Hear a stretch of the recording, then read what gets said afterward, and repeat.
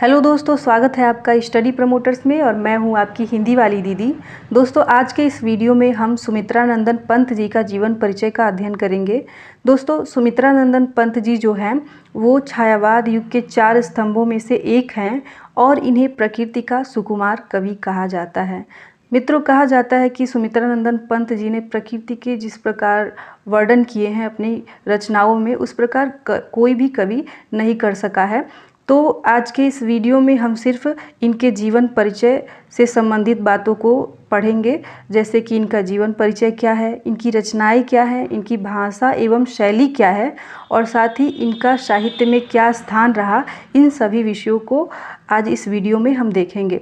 दोस्तों, इस वीडियो को स्टार्ट करने से पहले आप अपने इस चैनल को सब्सक्राइब कर लें और साथ ही बेल आइकन को भी हिट कर दें, ताकि जो भी कोई हम वीडियो बनाते हैं तो उसका नोटिफिकेशन आप तक पहुंचता रहेगा।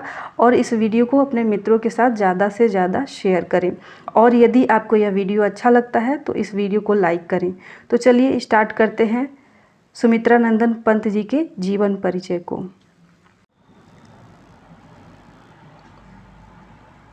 दोस्तों, सुमित्रा नंदन पंत जी का जो जन्म है वह सन 1900 ईस्वी में हुआ था, अर्थात इनका जो जन्म है 14 मई सन 1900 ईस्वी में हुआ था। और इनका जो जन्म स्थान है वो कुमारचल कुमायूं के कौसानी ग्राम में हुआ था। ठीक है, कुमारचल में कौसानी ग्राम में हुआ था इनका जो जन्म है। ठीक है, और इनकी जो मृत्यु है वो सन 1977 ईस्वी में हुई थी, अर्थात 28 दिसंबर सन 1977 में इनकी मृत्यु हुई थी। और इनके पिताजी का जो नाम है वो है गंगादत्त पंत। ठीक है, तो इनके पिताजी हैं, उनका नाम गंगादत्त पंत है, इसे ध्यान में रखिएगा आप। और आगे चलिए बढ़ते हैं थोड़ा सा। और इनकी जो माता जी हैं उनका नाम सरस्वती देवी था। ठीक है, और इनका जो वास्तविक नाम था वो गुसाई दत्त था, अर्थात जो इनके बचपन का नाम था वो गुसाई दत्त था। बाद में इन्होंने अपने नाम को परिवर्तित करके सुमित्रा नंदन पंत रख लिए। दोस्तों, और इनसे जुड़ी जो महत्वपूर्ण बातें हैं उन्हें हम ध्यान में रख के देखते हैं। तो जैसे कि पंत जी के जन्म के कुछ घंटे बाद ही इनकी माँ का निधन हो गया, अतः इनका लालन पोषण इनकी दादी माँ ने किया था। ठीक है, तो इन पंत जो हैं, जब इनका जन्म हुआ था तो उसके कुछ घंटे बाद ही इनकी माताजी का निधन हो गया था। उसके बाद इनका जो लालन पोषण है वो इनकी दादी माँ ने किया था। आइए थोड़ा सा अब हम आगे बढ़ते हैं। 7 वर्ष की आयु में चौथी कक्षा में पढ़ते हुए इन्होंने सर्वप्रथम छंद रचना की थी, अर्थात जब ये 7 वर्ष की आयु में थे, मतलब 7 वर्ष के थे और चौथी कक्षा में पढ़ रहे थे, तब इन्होंने छंद रचना की थी। ठीक है, और इनका प्रारंभिक नाम गुसाई दत्त था। जब वे अल्मोड़ा में शिक्षा प्राप्त करने के लिए आए तब इन्होंने अपना बचपन का नाम बदलकर सुमित्रा नंदन पंत रख लिया। जैसा कि मैंने आपको पहले ही बताया कि इनका जो बचपन का नाम था वो गुसाई दत्त था, और जब ये अल्मोड़ा में अपनी शिक्षा प्राप्त करने गए, उच्च शिक्षा प्राप्त करने गए, तब इन्होंने अपना नाम परिवर्तित करके बचपन का नाम बदलकर सुमित्रा नंदन पंत रख लिया। ठीक है, चलिए थोड़ा सा हम आगे बढ़ते हैं। सन 1919 में इन्होंने उच्च शिक्षा ग्रहण करने के लिए इलाहाबाद के म्योर सेंट्रल कॉलेज में दाखिल हुए, परंतु इन्हीं दिनों देश में गांधी जी का राष्ट्रीय आंदोलन प्रबल था। पंत जी ने इस महान आंदोलन से प्रेरित होकर सन 1921 में कॉलेज छोड़ दिया, परंतु अपने विशिष्ट स्वभाव के कारण पंत जी ने राष्ट्रीय आंदोलन में सम्मिलित न रह सके। अर्थात सन 1919 में इन्होंने क्या किया, उच्च शिक्षा ग्रहण करने के लिए इलाहाबाद के म्योर सेंट्रल कॉलेज में दाखिल हुए, अर्थात इलाहाबाद के म्योर सेंट्रल कॉलेज में अपना एडमिशन लिया, परंतु उसी समय गांधी जी के आंदोलन चल रहे थे। उनसे ये प्रभावित होकर क्या किए कि अपना कॉलेज शिक्षा छोड़ दिया, पढ़ाई छोड़कर आंदोलनों में लग गए। ठीक है, किंतु जो इनका स्वभाव है उसके अनुकूल ये आंदोलनों में ज़्यादा समय तक नहीं टिक सके। और आगे चलिए देखते हैं इसमें। अतः स्वतंत्र रूप से साहित्य साधना में लीन हो गए। अर्थात इन्होंने आंदोलनों को छोड़कर और कॉलेज भी छोड़ दिया अपना, उसके बाद इन्होंने स्वतंत्र रूप से साहित्य साधना में लीन हो गए, अर्थात स्वतंत्र रूप से केवल अपनी रचनाएं करने लगे। ठीक है दोस्तों, अब हम आगे चलते हैं और देखते हैं कि इन्होंने साहित्य में क्या क्या अपने योगदान दिए हैं, अर्थात इन्होंने क्या क्या रचनाएं किए हैं उनके विषय में। तो मित्रों, कहा जाता है कि जो सुमित्रानंदन पंत है वो प्रकृति के सुकुमार कवि भी हैं और पंत जी बहुमुखी प्रतिभा से संपन्न साहित्यकार थे। इन्होंने अपने काव्य के अतिरिक्त उपन्यास भी लिखे हैं, कहानी भी लिखे हैं एवं नाटक एवं आलोचना भी इन्होंने लिखा है। ठीक है, तो इनकी जो सर्वश्रेष्ठ नहीं कहेंगे, सबसे पहले इनका जो वीणा रचना है, ये देखिए वीणा, इन्होंने पंत जी जो है वो इन्होंने कहा है कि ये वीणा जो रचना है इनकी, वह दूधमुहा रचना है। इनका सर्वप्रथम दूधमुहा रचना है और इनका एक रचना है उच्छ्वास, पल्लव, ग्रंथि, गुंजन, युगांत, युगवाड़ी, स्वर्ण, किरण, स्वर्णधूलि, उत्तरा, ग्राम्या, लोकायतन, चिदंबरा तथा बूढ़ाचाँद। मित्रों, ये सभी इनकी प्रमुख रचनाएं रही हैं।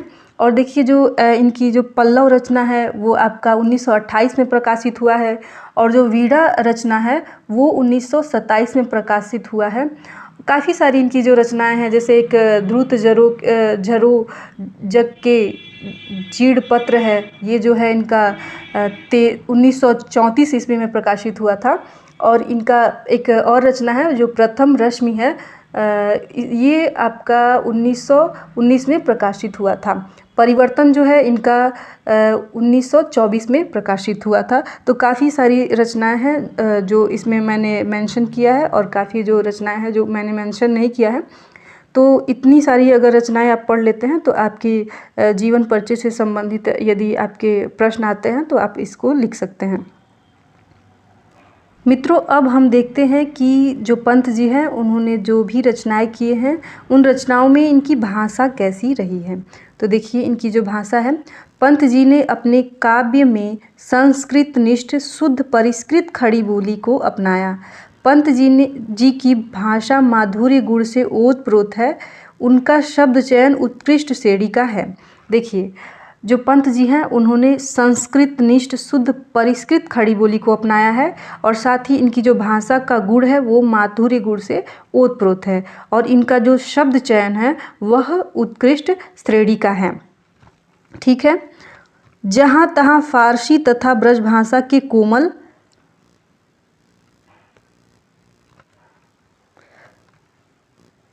शब्दों के स्वाभाविक रूप में अपनाया गया है। पंत जी की भाषा की मुख्य विशेषता लाक्षणिकता तथा सांकेतिकता है। ठीक है, तो देखिए जो पंत जी हैं उन्होंने जहाँ तहाँ मतलब कहीं कहीं पर फारसी तथा ब्रज भाषा के कोमल शब्दों को भी अपने काव्य में अपने रचनाओं में अपनाया है और इनकी जो भाषा की मुख्य विशेषता रही है वो लाक्षणिकता एवं सांकेतिकता रही है। अर्थात लाक्षणिकता एवं सांकेतिकता इनकी भाषा का मुख्य विशेषता रही है। अब बात कर लेते हैं कि इनकी शैली कैसी है। ठीक है, इनकी भाषा में जो शैली रही है वो कैसी रही है। शैली, पंत जी ने अपने काव्य में मुख्य रूप से गीतात्मक मुक्तक शैली को अपनाया है। पंत जी की शैली पर बंगला तथा अंग्रेजी शैलियों का प्रभाव दृष्टिगोचर होता है। पंत जी की शैली में मौलिकता और स्वतंत्रता के भी दर्शन होते हैं। इनकी काव्य शैली पर इनके निजी व्यक्तित्व की छाप भी स्पष्ट रूप से देखी जा सकती है। अर्थात दोस्तों इनकी जो शैली रही है उसमें गीतात्मक एवं मुक्तक शैली रही है। इन्होंने गीतात्मक एवं मुक्तक शैली को अपनाया है और इनकी भाषा शैली पर बांग्ला तथा अंग्रेजी शैलियों का भी प्रभाव दिखाई पड़ता है। ठीक है दोस्तों, और इनकी जो काव्य शैली है इनमें निजी व्यक्तित्व की छाप भी स्पष्ट रूप से दिखाई देती है। अर्थात इनका मूल जो व्यक्तित्व था वो भी इनकी शैलियों में दिखाई पड़ता है। मित्रों, अब हम देखेंगे कि इनका साहित्य में क्या स्थान रहा है। अर्थात इनका जो साहित्य जगत है उसमें इन्होंने क्या स्थान बनाए हैं उनके विषय में देखते हैं। प्रकृतिवादी कवि के रूप में पंत जी का हिंदी साहित्य में विशिष्ट स्थान है। उन्हें छायावादी काव्यधारा का श्रेष्ठ कवि माना जाता है। वे भाव एवं भाषा दोनों ही दृष्टिकोण से श्रेष्ठ कवि हैं। तो दोस्तों जो पंत जी हैं वो प्रकृतिवादी कवि के रूप में इनका जो छायावाद युग है उसमें एक विशिष्ट स्थान है और इन्होंने छायावादी काव्यधारा की इन्हें एक छायावादी काव्यधारा का एक श्रेष्ठ कवि भी माना जाता है। और वे ये जो है भाव एवं भाषा दोनों ही दृष्टिकोण से श्रेष्ठ कवि माने जाते हैं। अर्थात भाव एवं भाषा दोनों के रूप में यदि इनका आलोचना किया जाए तो ये दोनों रूप से ही श्रेष्ठ कवि हैं। दोस्तों इस वीडियो में हमने सुमित्रानंदन पंत जी के जीवन परिचय में हमने जाना कि इनका जन्म क्या है और इनकी जो रचनाएं हैं वो क्या रही हैं और इनकी साहित्य में क्या स्थान रहा है, इनकी भाषा शैली कैसी रही है। तो दोस्तों आज का यह वीडियो समाप्त होता है। आपको वीडियो कैसा लगा आप हमें कमेंट करके बताएं और वीडियो अच्छा लगा है तो इस वीडियो को लाइक करें और अपने मित्रों के साथ इस वीडियो को साझा भी करें ताकि उन्हें भी इससे कुछ लाभ प्राप्त हो सके।